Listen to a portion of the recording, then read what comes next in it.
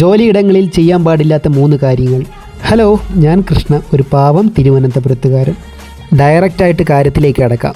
First point, ബിസിയാണെന്ന് അഭിനയിക്കരുത്. അതായത് നോക്കുമ്പോൾ തന്നെ ജോലി ചെയ്യാൻ പാടില്ല, നോക്കി ജോലി ചെയ്യണം. എത്ര വേഗത്തിൽ ചെയ്തു എന്നല്ല, എത്ര നന്നായി ചെയ്തു എന്നതിലാണ് കാര്യം. ആരെയും ഇംപ്രസ് ചെയ്യാൻ പണിയെടുക്കരുത്.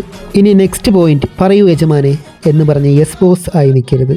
എപ്പോഴും ആവശ്യമായ സമയമെടുത്ത് കൃത്യമായി പ്ലാൻ ചെയ്ത് എന്നിട്ട് വേണം നമ്മുടെ ഔട്ട്പുട്ട് നൽകാൻ. അവിടെയാണ് നമുക്ക് ലഭിക്കേണ്ട വാല്യൂ കിട്ടുന്നത്.